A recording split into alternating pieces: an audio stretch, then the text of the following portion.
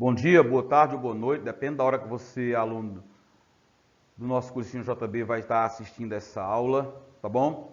Agora é hora de nós trabalharmos mais um evento de grande significância na nossa preparação aí para o Enem, tá bom? E agora é hora de estudarmos um país pouco conhecido, mas que a mídia vem divulgando nos últimos anos, particularmente 2017 em diante, por causa de dois eventos em particular que estão acontecendo naquele país, chamado Myanmar. Primeiro é a perseguição a uma etnia chamada Rohingya naquele país, foi o que verdadeiramente eclodiu a nível mundial sobre o tema dessa aula. E agora um evento recente, tá? Que foi um golpe de Estado dado por militares, mais um golpe de Estado dado por militares em Myanmar, que é de grande importância para nossos estudos de geopolítica. Nós temos aqui uma imagem que mostra a localização geográfica de Myanmar no sul da Ásia. Myanmar nem sempre teve esse nome. Por um longo período foi uma colônia britânica, tá? Só vai alcançar a independência em 1948.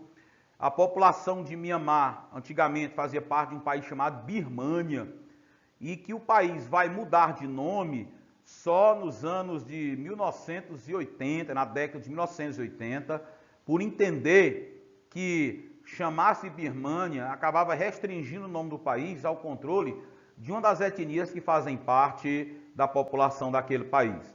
Quando nós olhamos para a figura desse mapa, percebemos que a Birmânia, ela faz fronteira aí com Bangladesh, tá? Índia, China, Laos, Tailândia, Camboja, tá? Região aí do Sudeste Asiático.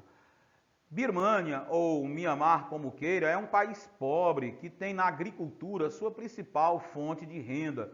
Cultivo de algodão, milho, arroz, figura entre as principais fontes de renda da população daquele país. Para vocês terem ideia, Myanmar tem 70% da população morando na zona rural. Myanmar é um país que historicamente sofreu com golpes de Estado, com golpes dados pelos militares para chegarem ao poder. Até porque o processo de independência de Myanmar foi muito ligado também à atuação dos militares, em particular de um general que ele e sua filha têm uma participação muito grande na história da independência e da democracia, da luta também por igualdade dentro de Myanmar. Ok? Vamos lá então. Olha, aqui nós temos aqueles dados gerais sobre o país, para você ter ideia de como ele é. É um país localizado no sul da Ásia, faz fronteira com aquelas nações. Eu chamo a atenção em particular para você ter cuidado da relação de Myanmar com o Bangladesh. Tá? É importante porque envolve aí a migração de mais de 1 milhão de Rohingyas que deixaram Myanmar, uma migração forçada, para o vizinho Bangladesh, tá? Que eles chamam de bengalis, tá? Esses migrantes bengalis, como são chamados, os Rohingyas, em Myanmar. Como eu disse, ó, 70% da população vive na zona rural, vive da agricultura, os rebanhos bovino, porcos e búfalos contribuem muito para o sustento das famílias daquele país. Nós tínhamos adiantado que mudou de nome.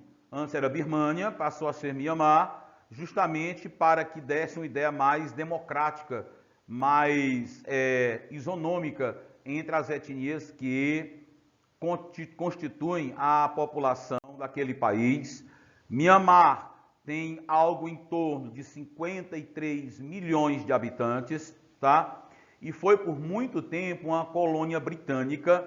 Myanmar só vai alcançar a independência no ano de 1948 e de 1948 até 1962 constitui-se um período de exceção na história de Myanmar, porque eles viviam um relativo período de democracia, sem maiores instabilidades políticas no país. Todavia, por causa de uma série de problemas no país, por exemplo, a população de Myanmar começou a enfrentar uma pobreza muito forte, uma questão de desemprego, falta de moradia, foi ganhando um pouco mais de consciência política e apresentando um maior senso crítico em relação ao modo de governar do país, que apesar de ser uma democracia, não atendia aos anseios da população. Evidentemente que não adianta o país ser uma democracia se as condições de vida da população são as piores possíveis. Então, diante desse quadro social, diante dessa insatisfação com o governo, foi a oportunidade ideal para que no ano de 1962, com o pretexto de atender aos anseios da população, de proteger o povo de Mianmar, os militares deram um golpe e chegaram ao poder naquele ano. A pressão por a independência ou por maior democracia em Mianmar não foi graças ao poder do exército, mas por um conjunto de fatores. O principal líder pela independência do país era um general, o nome dele é Aung San Suu Kyi, tá? Como a gente está vendo aí, que ele foi o principal líder pela independência no país. Ele foi um líder pró-democracia, mesmo sendo um militar naquele país.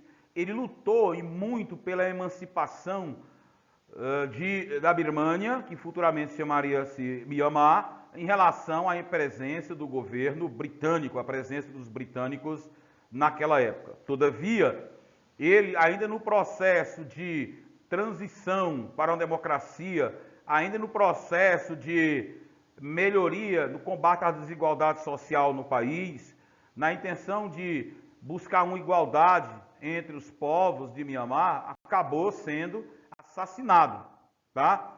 Ele contribuiu muito para a história do país, porque ele foi o fundador do Partido Comunista da Birmânia, do Partido Socialista, e era visto, muito bem visto pela população. Ele era alçado à condição de um verdadeiro herói. Mas aí ele foi assassinado e toda a sua herança política, toda a admiração que a população tinha por ele, toda a confiança que a população tinha no general Aung San, passou para a sua filha, né? Suu Kyi. Essa mulher passou a herdar todo o histórico político do pai e a ter muita influência dentro do país. Passou a marchar no território de Mianmar, buscando o apoio da população, buscando uma igualdade em relação às mulheres, em relação aos homens, buscando ideais de democracia e sempre com base, se inspirando na ideia de Gandhi, da desobediência civil. Foi muito utilizada pelo pai dela para alcançar a independência em relação aos britânicos, assim como Gandhi comandou o processo de independência da Índia também contra os britânicos por meio da desobediência civil e principalmente de modo pacífico. Ela ganhou grande notoriedade, muito apoio e evidentemente isso incomodava e muito os militares que viram essa mulher com muito poder e muito apoio popular dentro do país, tá? Pois bem, quando finalmente ela consegue alçar ao posto mais alto de um civil dentro do país, na condição de secretária-geral, funda um partido chamado Partido da Liga Nacional pela Democracia, realiza essas caminhadas pelo país, realiza comícios, busca o apoio da população e, como eu falei agora há pouco, incomodou demais os militares, que não deu noutra. Deram um golpe militar, deram um golpe de Estado, assumiram o poder e colocaram-na na prisão domiciliar, uma forma de diminuir a sua influência sobre o povo e de manter a população submissa às ordens dos militares, que passaram a governar o país até o ano de 2010. De 1962 a 1910, o país foi governado por esses militares, tá? Ela foi presa no ano de 1989, isso vai ser libertada apenas no ano de 2010, porque era vista pelos militares como uma pessoa de muita influência e que poderia manipular, tá, o pensamento da população contra os interesses dos militares, tá ok? Pois bem, essa proposta dela, não violenta, pacifista, era uma inspiração no processo de independência da Índia. Então, diante da prisão dela, da presença dos militares no poder, os militares disseram que realizariam eleições para o parlamento, para o Congresso daquele país, se 25% das cadeiras fossem ocupadas por militares. Então, se 25% do poder legislativo, pelo menos 25%, fosse ocupado por militares que já controlavam, né, o poder executivo, já eram os grandes controladores do Estado, no lugar do chefe do executivo, então eles permitiriam a formação de eleições para a Assembleia Nacional. Nesse entreposto, começa então uma perseguição a uma minoria, tá? E é chamada Rohingya. Essa perseguição vai acentuar-se no ano de 2017, quando esses Rohingyas passam a sofrer uma perseguição com maior violência.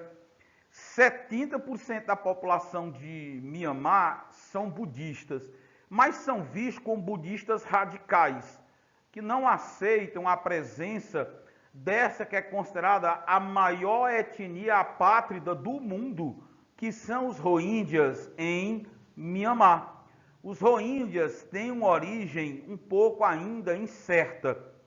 Para os budistas de Mianmar, os Rohingyas são muçulmanos trazidos para Mianmar, quando ainda se chamava Birmânia, pelos colonizadores ingleses. Eles foram trazidos para trabalhar na agricultura, principalmente nas plantations, tá? E na criação de rebanhos. Foram trazidos de onde? De um país vizinho, Bangladesh. E quando os ingleses saíram de Mianmar, da Birmânia, esses Rohingyas foram abandonados à própria sorte, mas já representavam uma grande percentagem da população de lá, exatamente 5% de 53 milhões de habitantes em Mianmar. Para os Rohingyas, essa história não é verdadeira. Eles não foram trazidos por colonizadores ingleses de Bangladesh. Eles tratam-se de uma etnia, eles são, na verdade, de origem indígena e habitam o território de Mianmar há muito tempo. Inclusive, eles ficam naquele que é o estado mais pobre de Mianmar, que é o estado de Rakhine, tá? E foi verdadeiramente, segundo eles, abandonados pelo governo, tanto na época da democracia, que era um civil no poder, como também na época após o golpe militar naquele país. Alegam ser perseguidos, mortos, estuprados, assassinados, não têm direito à terra, não têm direito à casa própria. Eles não podem casar, nem mesmo entre eles, para evitar a procriação. E eles só podem viajar do país com autorização do governo. Ou seja, a perseguição, a maneira como são tratados, é uma coisa muito particular, muito lamentável dentro de Mianmar. E nessa condição de que sejam ou não uma etnia surgida em Mianmar, sejam eles trazidos pelos ex-colonizadores ingleses, é que eles são mal vistos, tanto em Mianmar, como também até mesmo na Índia. Os monges budistas, tidos como radicais, defendem a expulsão desses Rohingyas do país e, inclusive, eles não devem ser considerados cidadãos de Rohingya. Quando o país tornou-se independente, por conta da contribuição dos Rohingyas com a questão histórica do país, eles passaram a ser considerados cidadãos de Mianmar. Mas na Constituição da década de 1980, uma lei, a lei que foi instituída lá em 1980, na década de 1980, eles foram novamente considerados estrangeiros, apátridas, e não poderão mais gozar dos benefícios da igualdade de um cidadão de Mianmar, e passaram a sofrer uma perseguição, desprezo maior do que já existira. Para você ter ideia, esses monges radicais chegam a considerar os Rohingyas como tão baixos que os chamam de cobras, os comparam a cobras. Eles dizem que os Rohingyas são piores que cachorros, não deveriam nem lá estar, tá? Na Índia a situação é tão grave que eles querem que exista uma espécie de território para que os Rohingyas possam lá residir. Bangladesh quer dar um território lá formado pela ação dos rios, que criou algumas ilhas, né, pelo acúmulo de areia, para que os Rohingyas lá morem, os Rohingyas que estão fugindo de Mianmar. Pois bem, em 2017, as autoridades de Mianmar passaram a acusar os rohingyas de estarem incendiando suas próprias casas, de estarem invadindo delegacias e outros prédios de órgãos públicos do governo de Mianmar, porque os rohingyas estavam sedentos de alimentar um movimento separatista. Por conta disso, as autoridades de Mianmar reagiram e passaram a matar e prender rohingyas e expulsá-los para acabar com o movimento separatista. Os rohingyas negam a autoria desses incêndios, dizem que suas casas foram incendiadas pela polícia e pelo exército de Mianmar como uma forma de repreender, de matar os rohingyas. Dizem que são considerados cachorros, maltratados, tratados com violência, perseguidos, espancados, torturados e assassinados pela polícia de Mianmar, que por ordem desse governo budista radical não quer, pela diferença étnico-religiosa, a presença desses rohingyas no país. Tá? Bem, aqui nós temos uma figura, um mapa, que mostra como é que está o histórico dessa questão dos rohingyas lá em Mianmar. A ONU diz que 380 mil muçulmanos rohingyas fugiram para Bangladesh.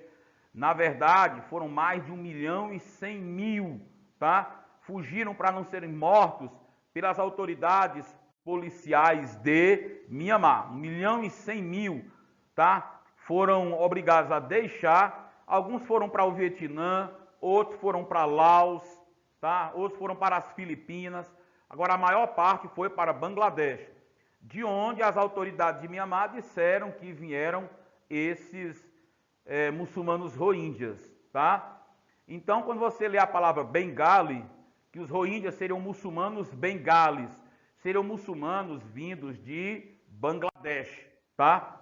Em 1990, mais uma vez, tá? Existe a criação de uma Assembleia Nacional. Como eu disse, os militares disseram que se 25% das vagas da Assembleia fosse ocupada por militares, poderia ter a eleição, reconheceria a eleição, e isso aconteceu. 25% dos cargos ocupados por militares, mas longe ainda de ser uma democracia, tá? Então, nessas eleições, houve denúncia de violação dos direitos humanos, tá? Houve crise financeira, suspeita de fraudes, tá ok? Até que finalmente uma nova eleição é feita em 2010, e dessa vez a eleição não foi tida como uma eleição fraudulenta, os militares saem do poder e o país passa, no ano seguinte, 2011, visto que as eleições foram em 2010, a viver uma relativa democracia, tá? Foi de 1948 a 62, de 62 até os anos 90, os anos 2000, foi novamente um período de domínio militar. Em 2010, os militares voltam a deixar o poder, saem de uma vez do poder. A Suu Kyi, tá, foi libertada, estava presa, tá? Foi libertada, voltou a fazer campanha por democracia, por igualdade entre homens e mulheres naquele país. E o general reformado, Thein Sein, foi eleito presidente e o regime militar, de uma vez por todas, dissolvido. Então, em 2010, graças às eleições, essa grande líder das mulheres, essa líder política, foi libertada no ano de 2010. Ela passou a defender o direito das mulheres, a defender a igualdade entre a população de Mianmar, tá? Sem discriminação. E esse presidente, o general já aposentado, reformado, Thein Sein, foi eleito presidente, e de 2011 em diante, até recentemente, Mianmar vivia um período de democracia. Demorou pouco tempo. Agora, em 2020, um novo golpe militar faz com que o governo, digamos assim, um governo civil, fosse destituído e os militares voltassem ao poder. Desde 2010 estavam fora do poder. Quando é agora, em 2021, retornam ao poder. Essa é a Suu Kyi, que é a filha do general que alcançou a independência do país, herdou todo o histórico e a influência política do pai, ficou presa pelos militares, é acusada de ser uma ameaça ao poder dos militares naquele país. Ela ganhou o Prêmio Nobel da Paz em 1991 por lutar contra as desigualdades em Mianmar, tá? E 6 anos após ser libertada, no ano de 2016, ela passou a ocupar um cargo extremamente importante dentro de Mianmar. Ela assumiu o posto de conselheira das relações exteriores do país, uma das posições políticas mais importantes de Mianmar. Ela passou a ser vista com outros olhos por algumas autoridades internacionais, não mais como aquela mulher boazinha que lutou pela liberdade de Mianmar, que lutou aí pelo direito e igualdade entre todos, principalmente entre homens e mulheres, que pediu democracia, que pediu paz dentro do país.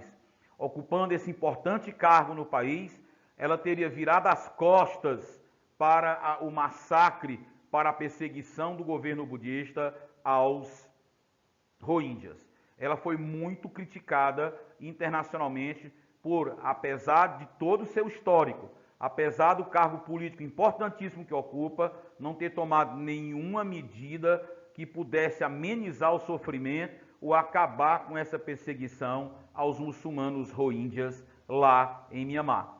Ela nega que o que os Rohingyas estão dizendo para o mundo seja verdade. Não há genocídio de Rohingya, não há perseguição. O que há é um tsunami de informações equivocadas, de especulações sobre o modo como os Rohingyas estão sendo tratados dentro do país, de um certo comportamento violento das autoridades de Mianmar em relação aos Rohingyas. Existe uma má informação do Ocidente sobre a verdade que está ocorrendo naquele país.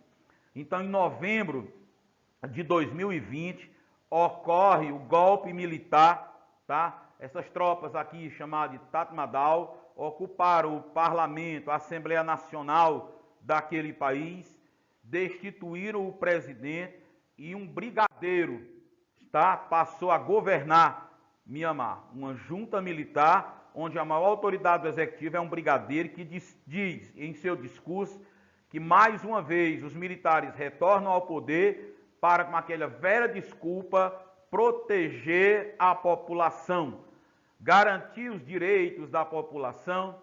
Dizem que o processo eleitoral de novembro de 2020 foi manipulado, foi fraudulento, não aceitam, não reconhecem o resultado daquelas eleições.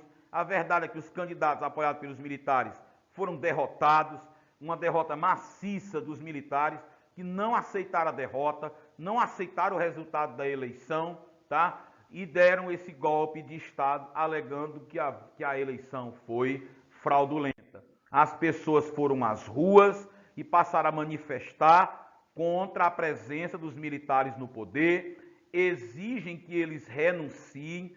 Os militares, por sua vez, já prenderam mais de 400 pessoas. Uma manifestante de 20 anos foi morta com um tiro na cabeça. A polícia tem usado muita truculência contra os manifestantes, apesar dos manifestantes utilizarem de meios pacíficos. É comum você ver na série de filmes Jogos Vorazes um cumprimento daqueles com a mão erguida, né? É assim que esses manifestantes têm se postado nas ruas, mostrando a insatisfação com a anulação do pleito eleitoral e com a presença dos militares no poder. Os militares têm controlado as redes sociais, todas as plataformas, tá? de informações são controladas pelos militares, jornalistas foram presos, emissoras de rádio e televisão foram colocadas sob controle dos militares para garantir sua permanência no poder, tá? A grande líder política, Suu Kyi, foi presa, não se sabe do seu paradeiro, porém os militares dizem que ela está em boas condições de saúde, está sendo bem tratada e que o que os militares estão fazendo é uma forma de garantir a estabilidade, a paz no país, que quando isso for alcançado, vão promover novas eleições no país e depois dessas novas eleições deixarão o poder. Estavam querendo colocar ordem no país e acabar com as eleições fraudulentas ocorridas em novembro de 2020. Mas os burburinhos já corriam há muito tempo, que desde fevereiro eles já estavam querendo aplicar um golpe de Estado em Mianmar e reconquistar o poder. Dizem os maiores críticos internacionais, né, os grandes cientistas políticos, que os militares estão querendo, com esse discurso de manter estabilidade política, recuperar a ordem, ganhar tempo para se programar e se fortalecer no poder, para não mais deixar o poder em Mianmar. Está aqui o símbolo que eu falei, os manifestantes, principalmente jovens, tá? Eles se utilizam desse gesto usado lá na série de Jogos Vorazes para ser uma forma de manifestar contra a presença dos militares no poder e contra esse golpe de Estado, tá? Esse foi o brigadeiro que deu as declarações que eu acabei de comentar, abre aspas, ele, na condição de militar, nosso objetivo é realizar uma eleição e entregar o poder ao partido vencedor. Aí vem a crítica internacional, que esse tempo, onde eles estariam programando a próxima eleição, é apenas uma maneira de organizar a casa para ficar do jeito que eles querem e permanecerem no poder. Não foi dito quando essa eleição vai acontecer, nem como. Então, levanta essas suspeitas. A China, maior parceiro comercial do Mianmar, vizinha, geograficamente, já diz, não tem nada a ver com o golpe em Mianmar. Já os Estados Unidos, o governo de Joe Biden, disse que estuda aplicar sanções políticas e econômicas contra o novo governo de Mianmar por não respeitar o pleito político e pelo golpe que foi dado naquele país. Vamos fazer uma questão aqui. A crise humanitária envolvendo o povo Rohingya, considerado por muitos como a de maior gravidade hoje no planeta, recentemente foi denunciada pela ONU como uma limpeza étnica, tendo o alto comissionário para os direitos humanos utilizado o termo genocídio de Rohingyas para qualificar o que está acontecendo com essa minoria muçulmana em Mianmar.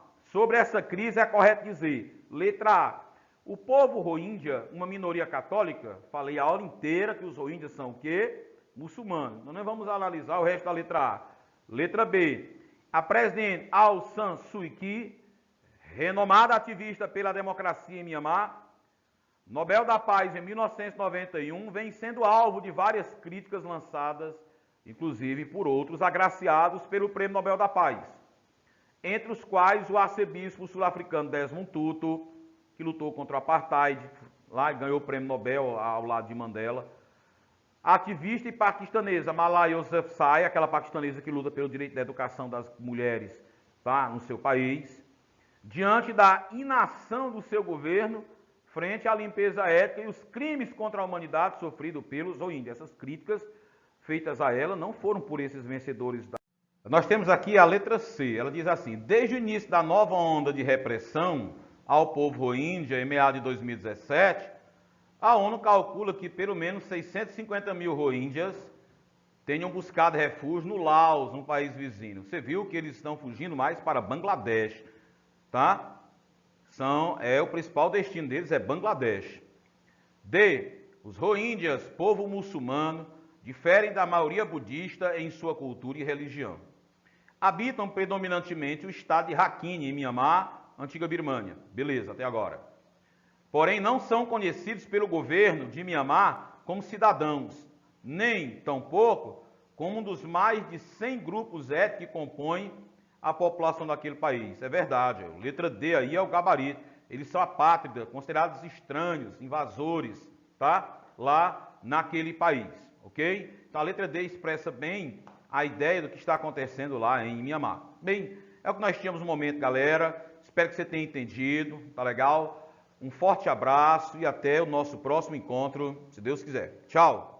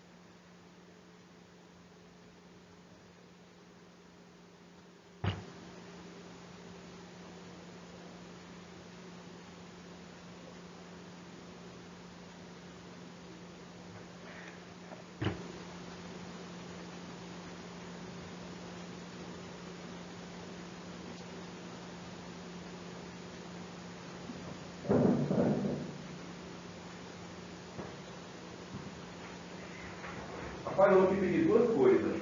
Oi. Tu mandar esse e-mail para já para o cursinho, o e-mail do cursinho, pode ser? Pode mandar, manda só para... Rapaz, eu estou sem celular, mas é custosebispo@gmail.com. Já é para mandar hoje? Rapaz, se você puder mandar menos um, rapaz, tem como? Tem não, né? Só mais tarde. Não tem problema não. Que hora que eles vão pular? Eles vão falar isso aí só amanhã. Eu sabia que tu não parou aqui.